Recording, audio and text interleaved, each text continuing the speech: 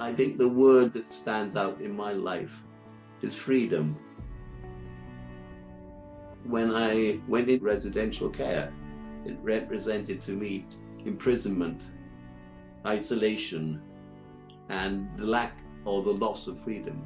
And that's what Project 81 gave me to help liberate me and other people from those institutions. I think it's important to mention a few things about me before I became disabled, because I was brought up in the 1960s, a time of great change. Young people were questioning everything, and there was revolution going on, and I was part of that. I did a lot of traveling, and I became very familiar with other cultures. I went to New Mexico, where I was involved in setting up an alternative community that was called the Intensive Study Center, and that's where I broke my neck in December 1975, and I was left an alternative but to go into residential care.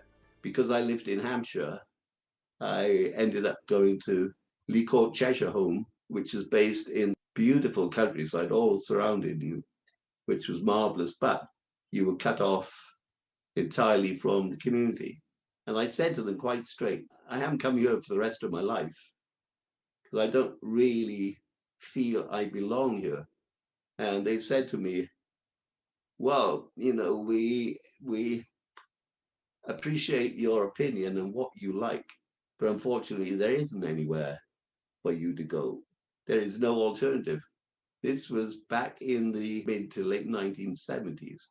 I was quite lucky because this home where I lived was a place of radicalism, because a lot of the residents did a number of things that didn't happen anywhere else. Because there was a resident who lived in the home before me in the 70s, a man called Paul Hunt, who actually wrote the social model of disability. We set up Project 81 in 1979 because in 81 there was the United Nations Year of Disabled People, and we thought we could use this as a way of promoting the project. We looked around the country to see what was going on in local communities and different communities. And in the end, we decided that we would try and find a way of getting out, because we thought our authorities are paying us hundreds and hundreds of pounds to stay in this place. But if they gave us that money, then we could quite easily manage our support in the community. It is amazing when you look at it, that 6 or 7 people can change people's lives and transform things.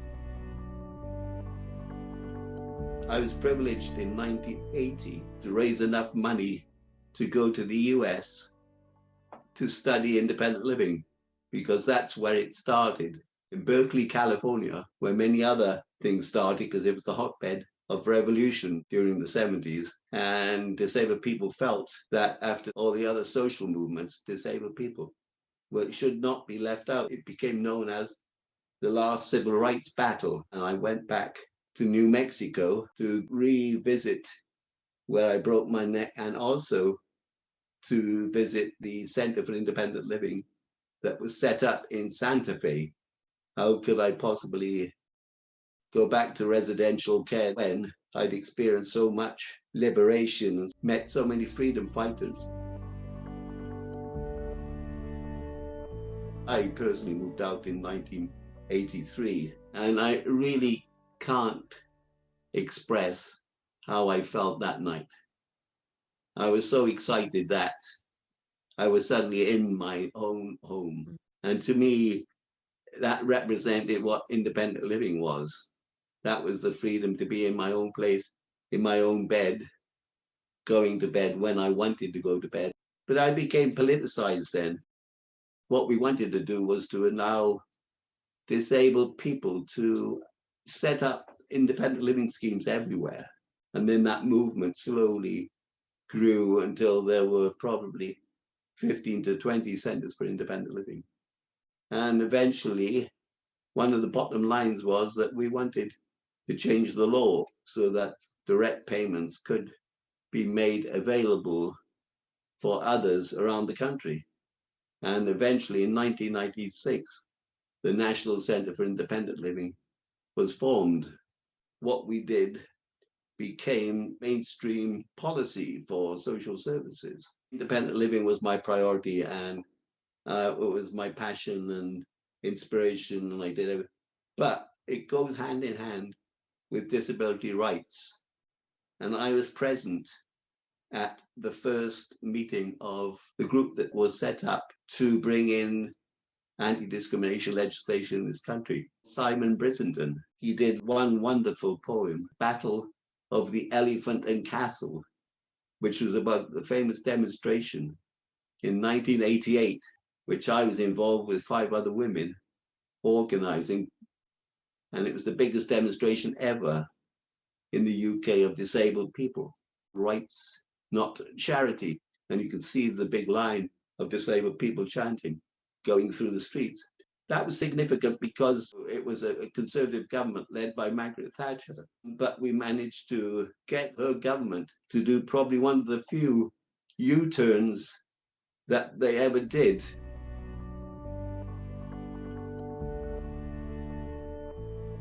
When I was the chairperson for BCODP, we commissioned a project and employed a man called Dr. Colin Bowens to do a study for us. It showed enough evidence in that book that discrimination was prevalent in every part of society in this country.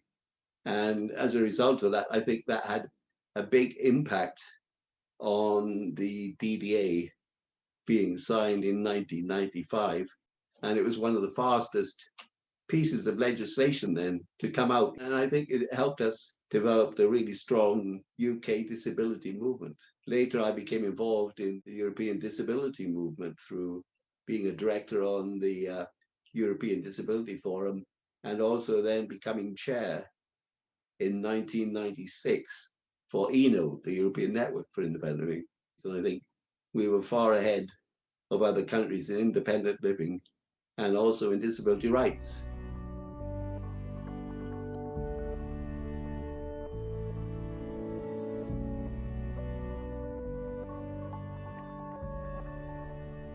My hopes for disability rights and for independent living is that I still remain optimistic despite the last 10 years of austerity and the loss of the Independent Living Fund, which we fought hard to maintain. You know, what's come into the world of disabled people, I think, in the last 10 to 15 years is co-production. It is all about people's lives and how those decisions are made about people's lives and being involved in those decisions. You know, nothing about us without us. For the first aid bag. Yeah. Independent living completely transformed my life in terms of having control and choice. And I've had some amazing personal assistance over the last 37 years. Looking back over my life now, I've been able to live the life I wanted to do. I've always been a freelance disability rights consultant. I built a career around my life. It's kind of liberated me as a person. My own personal life, I suppose, changed almost 6 years ago when I met Jana, who is now my wife, and that did make a huge difference in my life. And if we think about the last 10 months when we've had the pandemic, we had each other, and that really helped the both of us. Independent living can transform lives of disabled people everywhere. Anybody can do it with the right role models, the right structures, the right support.